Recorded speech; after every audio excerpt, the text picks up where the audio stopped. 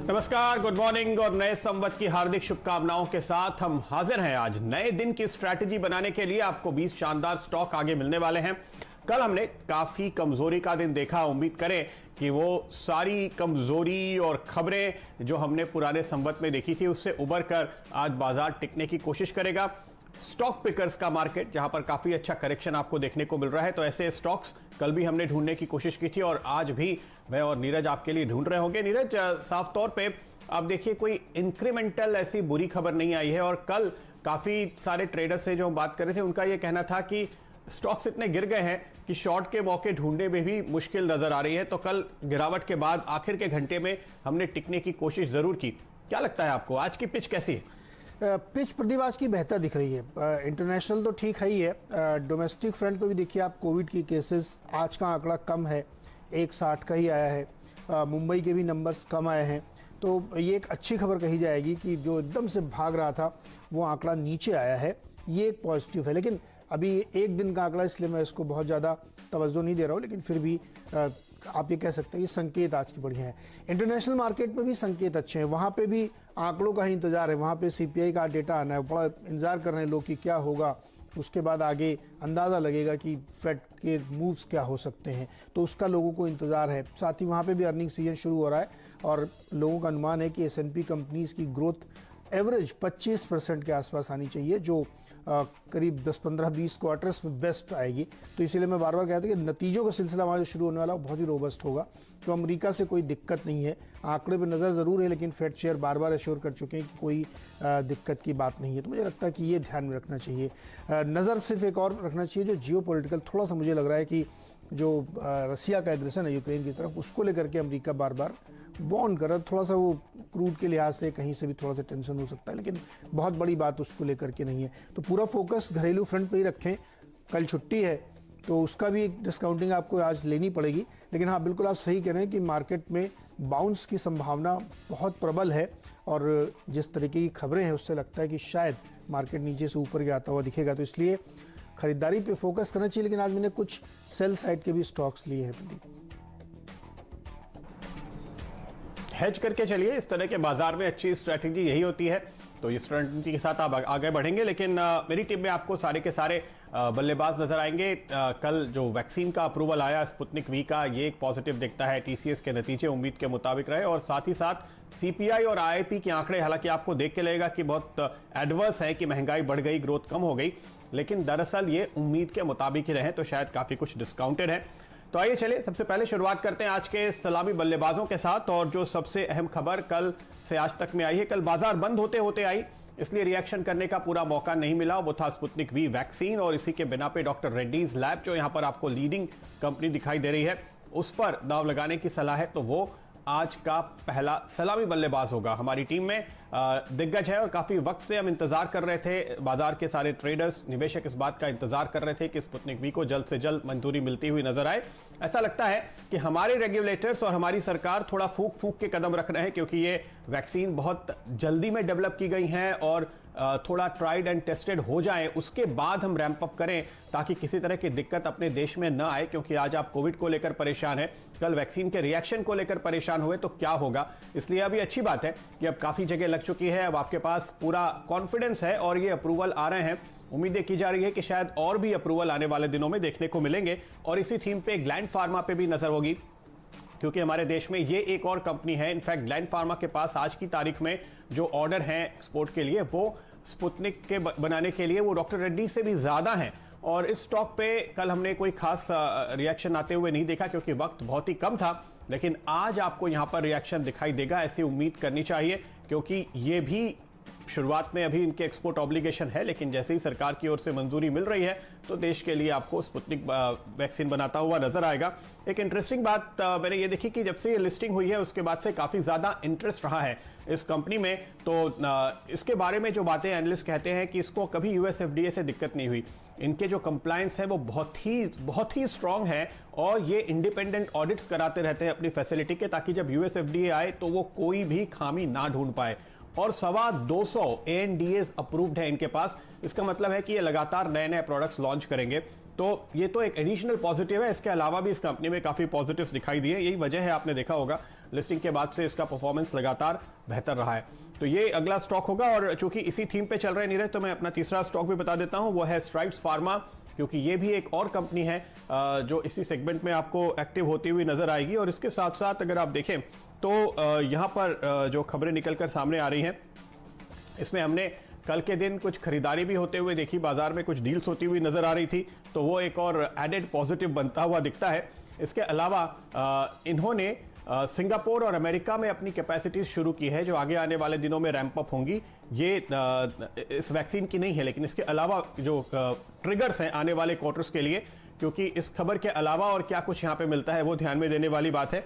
तो इन दोनों से इनको फायदा मिलता हुआ नजर आएगा। और साथ ही इन्होंने ये कहा है कि ये साल में 10 प्रोडक्ट कम से कम नए लॉन्च करने वाले हैं, क्योंकि इनके पास भी 25 से ज्यादा अप्रूव्ड एनडीएज हैं। तो ये 3 स्टॉक्स फार्मा सेक्टर से आज जिनके ऊपर मेरी नजर है। नीरज, तो सही कही प्रदीप आपने। और डॉक्टर रेड्डीज के 5400 तक के टारगेट सिटी दे रहा है, और मैक्वारी के तमाम कंपनीज के तमाम ब्रोकरेज हाउसेस के बहुत ऊपर के टारगेट दिए जा रहे हैं डॉक्टर रेड्डीज का। और ये मेरा भी डोमेस्टिक फार्मा इंडस्ट्री में बेस्ट स्टॉक मुझे डॉक्टर रेड्डी लगता। तो अभी आगे देखेंगे, लेकिन कैप्टन चॉइस के लिए क्वालिफाई करता हुआ दिख रहा मुझे। बहुत ही बढ़िया स्टॉक है, और ये जो स्पुतनिक वी है ना, इनकी फॉर्च्यून बदलने की हिम्मत रखता है। चलिए, मेरी टीम में शुरुआत मैंने आईटी से की, और टीसीएस के नतीजों के बाद हमने इसको चुना है, और हमें लगता है कि बहुत ही बढ़िया रिजल्ट इन्होंने पेश किए हैं, और इसीलिए तमाम ब्रोकरेज हाउस की रिपोर्ट 3600-3700 तक आने लगी हैं। डॉलर रेवेन्यू में आप देखिए 5% की तिमाही दर तिमाही ग्रोथ आई, और 10% की साल दर साल ग्रोथ आई है। जो बाजार के हमारे एस्टिमेट्स थे उससे आधा % आप ज़्यादा कह सकते हैं, वो आई है।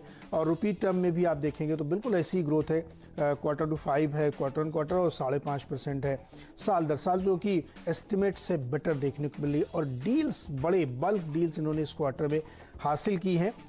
ये भी एक बड़ा पॉजिटिव इनके पक्ष में जाता है। शायद इसीलिए तमाम कंपनियाँ या ब्रोकरेज हाउसेस के टारगेट्स बढ़ा रहे हैं, और उनका ये मानना है कि ये जो 2022 का वित्त वर्ष चल रहा है, ये भी बहुत शानदार रहने वाला है आईटी कंपनीज के लिए, और टीसीएस के लिए तो रहेगा ही। तो टारगेट्स ऊंचे उन्होंने रखे हैं, लेकिन हमारा आज का टारगेट 3275 का लेके चलिए। अच्छे नतीजे यहाँ पेश किए हैं, और हमको लगता है इसी को रेप्लिकेट करते हुए आपको इन्फोसिस और HCL दिखेंगे।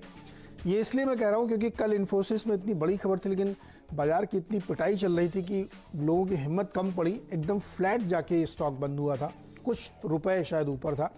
आज इसमें फिर से आपको बाहर दिखेगी, डबल टड़का है। तो वो कल वाली खबर का है ही है, और टीसीएस के नतीजों से सिंपली आप अनुमान लगा सकते हैं कि इसके भी नतीजे कैसे आने वाले हैं। और HCL टेक्नोलॉजीज भी पीछे नहीं गए। जो 3 टॉप कंपनीज हैं आईटी की, उनमें हमें लगता है कि आज आपको रौनक दिखेगी। सेक्टोरली आपको ये आउट परफॉर्म करते हुए दिखेंगे। बहुत सारे मिड कैप आईटी भी चलेंगे, वो भी आपको ध्यान रखना चाहिए, लेकिन 3 स्टॉक सेल हमने लिखे हैं, टॉप ऑर्डर में है। टीसीएस, इन्फोसिस और HCL, तीनों में ही खरीदारी करके चलना चाहिए। ओके, तो आईटी पर नजर है, और आईटी पर हमारी भी नजर है। उस पर आए उसके पहले फार्मा की कहानी पूरी करते हैं, और अगला स्टॉक है सोलारा एक्टिव फार्मा। कल भी हमने आपको यहां पर खरीदारी की राय दी थी, और कमजोर बाजार में 5 से 6% ऊपर यह स्टॉक बंद होता हुआ नजर आया। दिन के दौरान 10% तक की तेजी दिखाई दी। लेकिन एक बात आप बहुत ही अच्छी कह रहे हैं नीरज, की कल के बाजार में लोग इतने नर्वस थे कि मौके बहुत ठीक से स्पॉट नहीं कर पा रहे थे, इसलिए जो इन्होंने ओवरऑल रीस्ट्रक्चरिंग की है उसके चलते बड़ी री रेटिंग की उम्मीद की जा रही है, और वो रिएक्शन आपको देखने को मिलेगा। इसलिए इसको अपनी टीम में हमने शामिल रखा है। आज फिर से जगह दी है, बाजार कम से कम गिरना भी बंद करेगा तो आपको यहां पर एक अच्छी तेजी का रुख देखने को मिलेगा। क्योंकि देखिए, पूरी रिस्ट्रक्चरिंग के बाद ये क्रैम्स में, जेनेरिक्स में एक बड़ी कंपनी के तौर पे उभर रही है, और साथ साथ ये ईपीएस एक्रेटिव भी है। तो दरअसल अपने आप ही आपकी री रेटिंग हो जानी चाहिए, क्योंकि ईपीएस बढ़ रही है। तो ये एक बहुत ही अच्छी बात है, और इस सारे पॉजिटिव को पचाने की कोशिश बाजार को आगे करनी चाहिए, ऐसी हम उम्मीद करते हैं। अगला स्टॉक जो टीम में आ रहा है वो है ब्रिगेड एंटरप्राइजेज।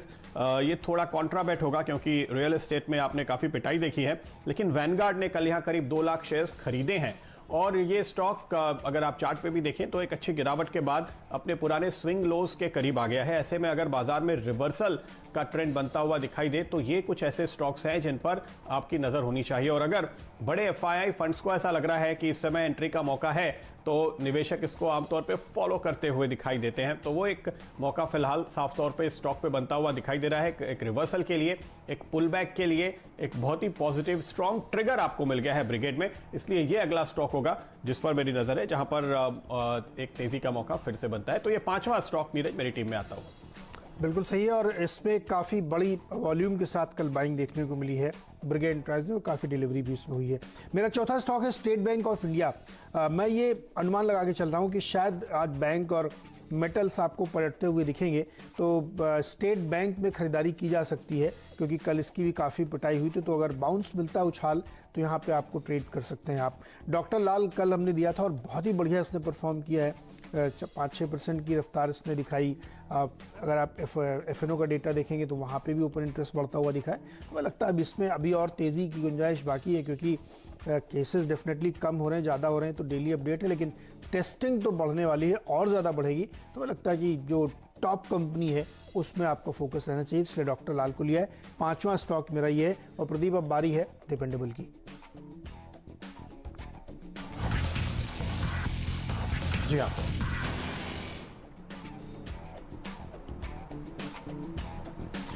और मेरा डिपेंडेबल है नज़ारा टेक्नोलॉजीज। हाल की लिस्टिंग वाला स्टॉक है और इसको चुनने की बहुत ही खास वजह देखिए, ये करीब 2100 के लेवल तक गया था लिस्टिंग के बाद, और ऊपरी स्तरों से घट करके आपको 1400-1500 के दायरे में मिल रहा है।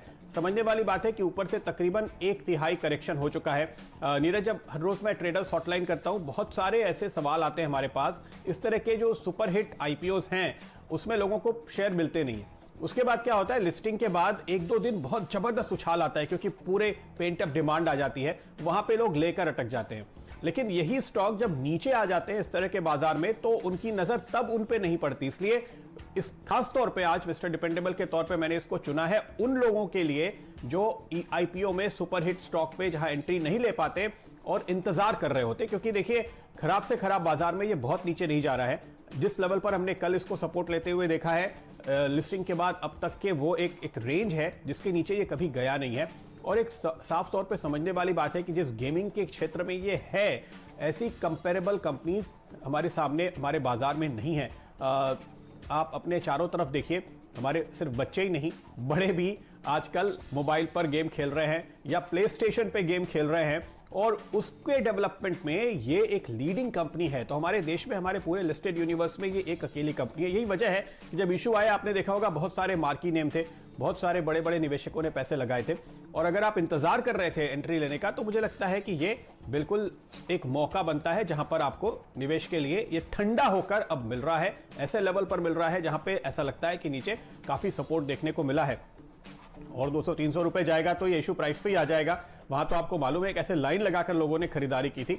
इसलिए ऐसा मौका अच्छी कंपनी में चूकना नहीं चाहिए। और ये एक ऐसी कंपनी है नीरज, मुझे लगता है अगर आप सोच रहे हैं कि अगले 5 साल 10 साल तक कहां पे आपको शानदार ग्रोथ मिलेगी, इस तरह का ये एक सेगमेंट है, उभरता हुआ सेगमेंट है, और आपके लिस्टेड यूनिवर्स में ऐसे मौके मेरे ख्याल से तो कोई दूसरे है नहीं। इसलिए ये काफी बेहतरीन स्टॉक लगता है जिसको मिस्टर डिपेंडेबल के तौर पे इस स्तर पे चुना जा सकता है। नीरज, बिल्कुल बढ़िया स्टॉक है और अच्छा आईपीओ था और मौका है आपके पास, लेने का नज़ारा ले सकते हैं। लेकिन सिप्ला पे मेरी नज़र है, डिपेंडेबल के तौर पे इसको लिया। कल भी इसने अच्छा प्रदर्शन दिखाया था, इतने कमज़ोर बाजार में जहां बहुत सारी कंपनियों में दबाव था, वहां सिप्ला ने कल आउट परफॉर्म किया और 52 वीक हाई इसके पास जाके बंद हुआ है। हमें लगता है कि ये रैली अभी जारी रहेगी क्योंकि तमाम कंपनियाँ ये अब कह रही हैं कि रेमडेसिविर जो है उसका प्रोडक्शन वो डबल करेंगी, और देश में जिस तरीके की मांग है उसको देखते हुए, और ये उनमें से एक लीडिंग प्लेयर है। हमें लगता है कि इसको ध्यान में रखना चाहिए। और वैसे भी कल के बाजार में हमने आपसे कहा था कि फार्मा फोकस रखिएगा, तो एक स्टॉक ये भी था। रिपीट कर रहा हूँ, आज इसको 920 के टारगेट के साथ इसमें खरीदारी कर सकते हैं। 899 पे स्टॉप लॉस रखें। छोटा सा ब्रेक से लौट के आएंगे तो आपको फ्री हिट और पिंच हिटर्स बताएंगे। नमस्कार, स्वागत है आपका एक बार फिर से। 6 स्टॉक्स दोनों टीमों के आप देख चुके हैं। मिस्टर डिपेंडेबल आपने देख लिया और अब बारी है पिंच हिटर और फ्री हिट की। तो आखिर के वो धुआंधार बल्लेबाजी या गेंदबाजी करने वाले शेयर्स कौन से हैं आपको बताते हैं। मेरी टीम में अगला स्टॉक आ रहा है वो है सैक्सॉफ्ट, और यहां पर आपको खरीदारी के मौके आते हुए दिखाई देंगे क्योंकि आईटी कंपनियों में टीसीएस के नतीजों के बाद, जैसे नीरज भी आपको कह रहे हैं, खरीदारी के मौके दिख रहे हैं, तो दिग्गज शेयर उनकी टीम में शामिल हैं। ये मिड कैप स्टॉक मेरी नजर पे इसलिए आया क्योंकि मैं देख रहा हूं दिसंबर में साल दर साल 10% का इजाफा इन्होंने अपने कारोबार में हासिल किया है, मुश्किल वक्त में भी। लेकिन अगर आप पिछले 2-3 साल का रिकॉर्ड देखें तो आप देखेंगे कि इस कंपनी ने सालाना अपना कारोबार तकरीबन हर साल 11% 12% से बढ़ाया है, लेकिन मुनाफे में तकरीबन 30% सालाना की ग्रोथ देखने को मिली है। अगर आप पिछले 5 साल में भी देखें तो 20% सालाना से मुनाफा बढ़ा है। तो एक कंसिस्टेंट परफॉर्मर है, लेकिन अभी भी ये 500 करोड़ के मार्केट कैप वाली छोटी आईटी कंपनी है। इसके रेशियोज देखिए 20% 25% के आसपास इसका आरओई या आरओसी आता है, और उस लिहाज से सिर्फ 10 के पी पर यह स्टॉक अवेलेबल है। इस वजह से इस पर मेरी नजर है। तो यहां पर आपको 460 तक के टारगेट आज दिखाई दे सकते हैं। अगला स्टॉक जो मेरे सामने है वो है हरिता सीटिंग। ये कंपनी चेंज के तौर पर ऑटो सेक्टर से आती हुई, जहां पे हमें लगता है कि काफी पिटाई हुई है। तो यहां पर अगर आपको दिग्गजों में रिवर्सल मिलेगा तो मिड कैप्स पे भी आपकी नजर रहनी चाहिए। इस कंपनी पे अगर आप नजर डालें तो ये कमर्शियल जो व्हीकल्स हैं उनके साथ साथ पैसेंजर व्हीकल्स, हर तरह के व्हीकल्स के लिए कंप्लीट सीटिंग सोल्यूशन प्रोवाइड करने वाली कंपनी है। और अगर आप इसकी बैलेंस शीट देखें तो ये एक डेट फ्री कंपनी है।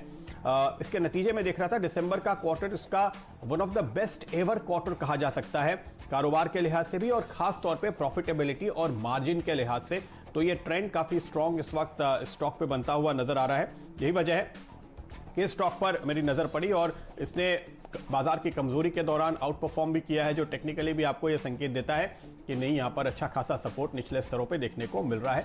तो ये 2 स्टॉक मेरी टीम में शामिल होते हुए नीरज।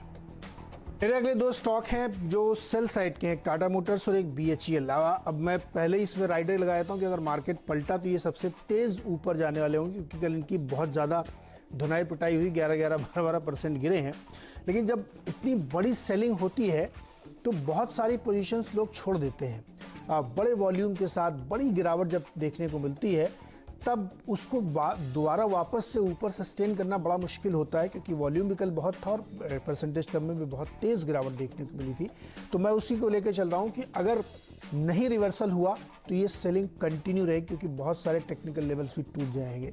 तो इसलिए हमें लगता है कि टाटा मोटर्स में सेल साइड का कॉल है, 275 का टारगेट रखिए, और BHEL में 42 रुपए का लक्ष्य देखते हुए बिकवाली करके चलें। छोटा सा एक ब्रेक से लौट के आएंगे तो आपको बताएंगे पावर प्लेस के 2 स्टॉक्स।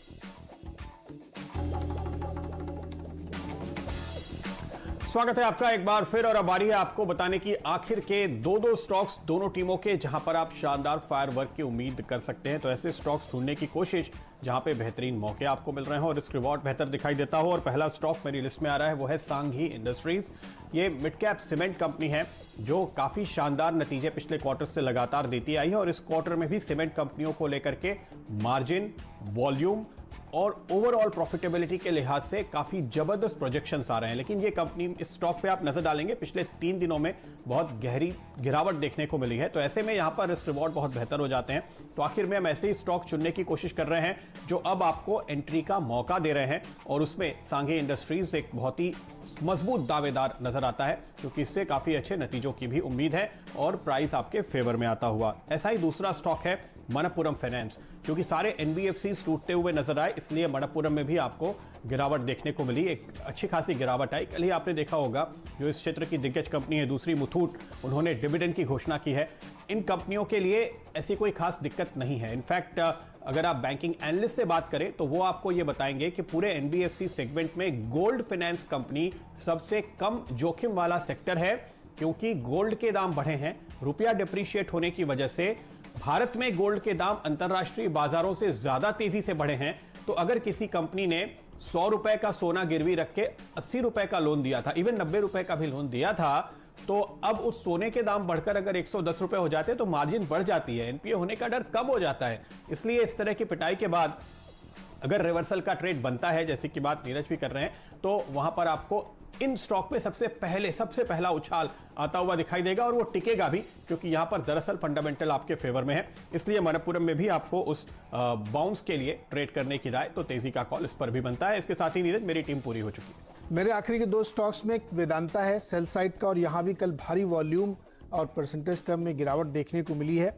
अगर रिवर्सल नहीं आता है तो ये ट्रेंड कंटिन्यू हो सकता है, क्योंकि बड़ी गिरावट कल देखने को मिली है। तो दोबारा पलटने के लिए बड़ी हिम्मत और जोश की ज़रूरत पड़ेगी। हालांकि मैं ये मान के चल रहा हूँ कि शायद मेटल और बैंक में रिवर्सल आए। अगर ऐसा है तो आप छोड़ दीजिएगा, ज़रूरी नहीं किसी में ट्रेड करना है, लेकिन अगर नहीं आता है तो ये ट्रेंड कंटिन्यू रहेगा। अगला स्टॉक है श्रीराम ट्रांसपोर्ट, इसमें भी बेच के चलिए। देखिए इसमें भी जो कल बड़ी गिरावट आई है वो लॉकडाउन की खबरें तरह चल रही थी।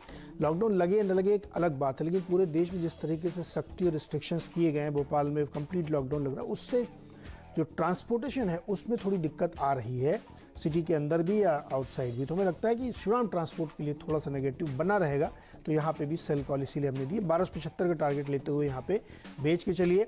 सभी स्टॉक्स में बहुत ध्यान से स्टॉप लॉस लगाइए, क्योंकि मार्केट किसी भी तरफ तेज़ घूम सकता है, बहुत वोलेटाइल हो सकता है, तो इसलिए आपको स्टॉप लॉस ज़रूर लगाना चाहिए।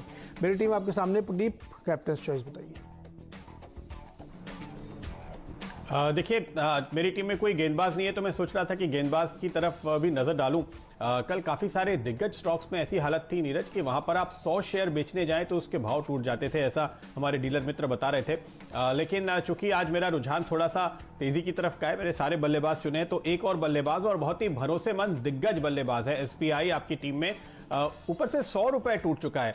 25% गिरने के बाद अगर आप कभी निवेश के लिए स्टॉक को लेने की सोच रहे थे, और ये एक्चुअली एसआईपी कैंडिडेट होता है, एचडीएफसी बैंक, एचडीएफसी, एसबीआई, ये वो शेयर हैं जो कभी भी इतनी बड़ी गिरावट दिखाए तो वहां पे आपको थोड़ा थोड़ा इसको एक्यूमुलेट करते जाना चाहिए। इस लिहाज से मुझे लगता है कि अब ये काफी अच्छे लेवल पर है और बाउंस में आपको लीड करता हुआ नजर आएगा। मेरे कुछ दोस्त जो काफी कॉम्प्लेक्स एनालिसिस करते हैं वेव्स वगैरह का, उनकी भी ये राय बन रही है कि ये स्टॉक अब अपने इंपॉर्टेंट बाइंग जोन में पहुंच चुका है, इसलिए इसके साथ जाने की राय होगी। तो एसबीआई आपकी टीम में मेरी पसंद का स्टॉक होगा कैप्टन चॉइस के तौर पे। मेरी टीम पे नजर डालिए, आपके पास बॉलर की चॉइस तो नहीं है, आपकी पसंद का बल्लेबाज यहाँ पे कौन सा होगा? सबसे ऊपर सबसे धांसू और मेरी पसंद का always favourite doctor Reddy's, Hindustan की बेस्ट कंपनी फार्मा मुझे ये लगती है, और इसमें अब स्पुतनिक का फ्लेवर जो आ गया ये इसके लिए बहुत फ़ायदेमंद होगी। और 2-3 रिपोर्ट्स तो आई चुकी हैं, 5400 तक के इसके टारगेट दिए जा रहे हैं। मुझे लगता है अपनी पुरानी ग्लोरी ये फिर से गेन करता हुआ दिखेगा, तो इसलिए इसमें डेफिनेटली खरीदारी करनी चाहिए। और कल चला इसके बावजूद अभी बहुत चलने वाला है, तो डॉक्टर रेड्डीज मेरी तरफ से कैप्टन चॉइस होगा।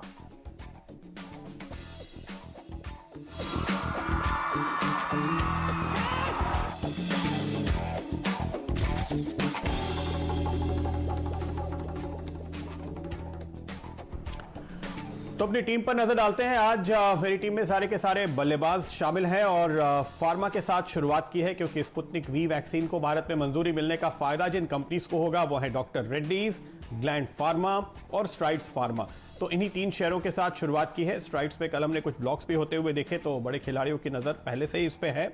इसके साथ साथ सोलारा एक्टिव फार्मा, ये एक और फार्मा सेक्टर की कंपनी है जहां पे रिस्ट्रक्चरिंग हुई। कल के बाजार में तेज गिरावट के चलते बाजार ने इसको कंप्लीटली डिस्काउंट नहीं किया, क्योंकि ईपीएस बढ़ गई है इस रिस्ट्रक्चरिंग के बाद, तो वो आपको आज देखने को मिलेगा।